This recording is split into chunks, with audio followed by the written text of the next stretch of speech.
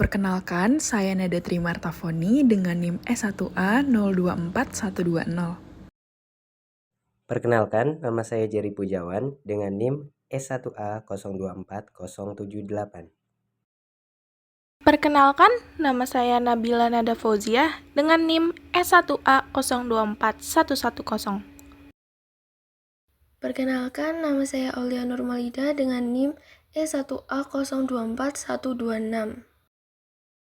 Perkenalkan, nama saya Ahmad Hidayat Siregar dengan NIM E1A 024016. Perkenalkan, nama saya Eldora Kitripis Piersono dengan NIM S1A 024068. Perkenalkan, nama saya Kayla Azara Muklin dengan NIM E1A 024028. Indonesia merupakan negara besar, negara yang dianugerahi oleh Allah SWT dengan kekayaan dan keanekaragaman. Seperti berlian yang berserak di Khatulistiwa, 17.000 pulau terhampar luas di seluruh Indonesia.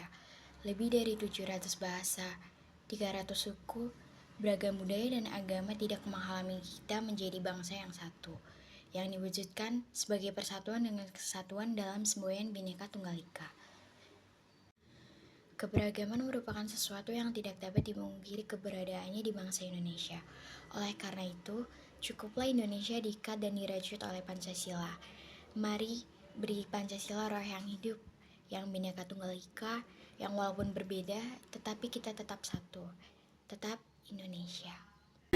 Toleransi beragama adalah sikap saling menghormati dan menghargai antara penganut agama lain, seperti apa yang disebutkan dalam Kakawin Sutasoma karangan Putan Tular, Bhinneka Tunggal Ika Tanhana Dharma Marwa, yang artinya berbeda-beda tetapi satu, tidak ada kebenaran yang kedua. Kitab ini menggambarkan toleransi beragama yang sudah sejak zaman dulu terjalin, yaitu pada masa pemerintahan Kerajaan Majapahit. Indonesia terdiri dari banyak pulau dan berbagai suku bangsa dan agama. Walaupun demikian, kita adalah bangsa Indonesia yang bernaung di bawah Negara Kesatuan Republik Indonesia. Jangan karena satu perbedaan, kita menjadi terpecah belah. Kita adalah satu bangsa Indonesia. Sila pertama Pancasila, ketuhanan yang Maha Esa memberikan kebebasan kepada setiap individu untuk meyakinkan kepercayaan masing-masing, menjalankan ajaran agamanya, dan menjunjung tinggi keyakinan dari umat lain. Toleransi beragama merupakan sikap saling menghormati, saling menghargai setiap keyakinan orang, tidak memaksa kehendak, serta tidak mencela ataupun menghina agama lain dengan alasan apapun. Orang yang toleran juga tidak mengganggu aktivitas agama orang lain, tidak merusak tempat ibadah, dan tidak mengganggu keyakinan orang beragama. Indonesia, tanah air kita, kaya akan keberagaman agama dan juga budaya. Untuk menjaga kerukunan dan kedamaian, kita perlu mengamalkan yang namanya moderasi beragama. Moderasi beragama merupakan cara pandang, sikap, dan juga perilaku beragama yang mengedepankan toleransi, saling menghormati, dan juga sikap menghargai perbedaan. Apa itu moderasi beragama? Sederhananya, moderasi beragama adalah jalan tengah dalam beragama. Bukan berarti kita mengabaikan ajaran agama, akan tetapi lebih kepada bagaimana kita mengamalkan ajaran agama dengan bijaksana dan tidak radikal.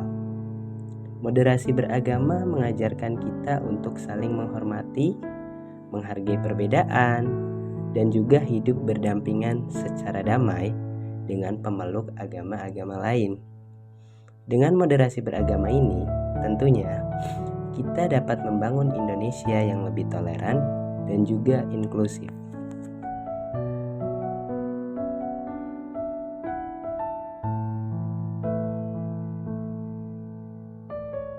Indonesia dengan keberagaman agamanya adalah rumah bagi jutaan jiwa.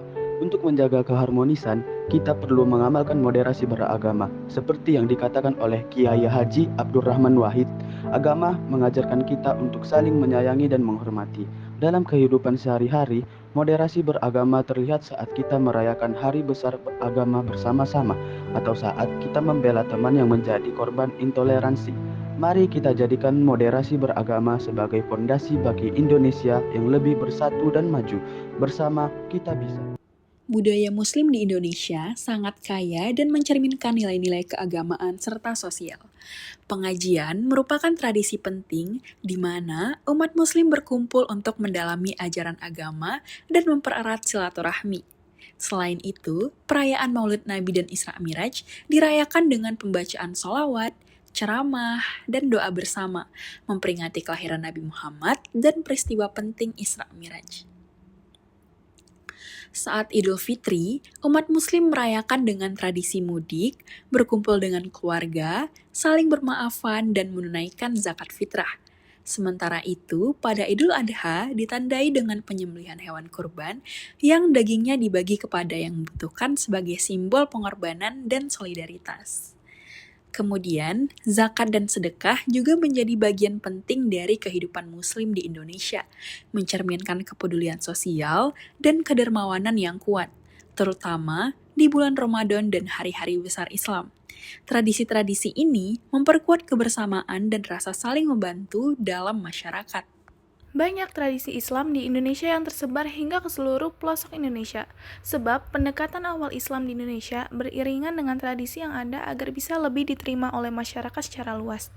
Sebelum Islam datang, masyarakat Indonesia sudah mengenal berbagai kepercayaan dan memiliki beragam tradisi lokal. Hadirnya Islam turut berbaur dengan tradisi tersebut hingga tercipta beberapa tradisi Islam di Nusantara. Contohnya adalah berikut ini. Yang pertama ada tradisi halal bihalal. Halal bihalal dilakukan pada bulan Syawal yang berupa acara saling bermaaf-maafan. Setelah umat Islam selesai puasa Ramadan sebulan penuh, maka dosa-dosanya telah diampuni oleh Allah Subhanahu wa Ta'ala.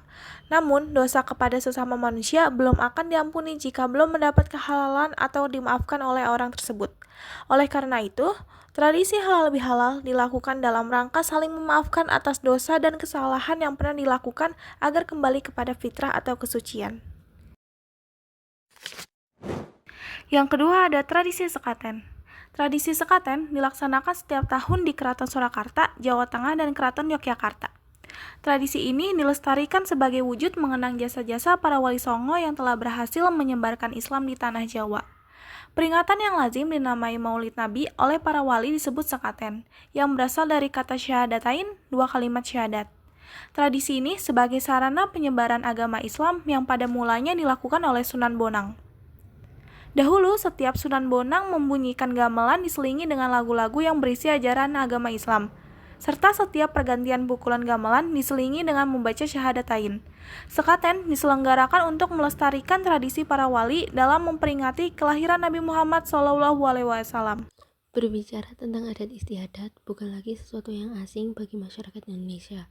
Dalam KBBI, istilah adat istiadat mengacu pada tata kelakuan yang terus dipertahankan dan diwariskan secara turun-temurun dari satu generasi ke generasi lain. Dalam sudut pandang agama Islam, adat istiadat disaring dan disesuaikan agar nilai-nilai yang dianut dan diaktualisasikan oleh masyarakat tidak bertentangan dengan syariat Islam.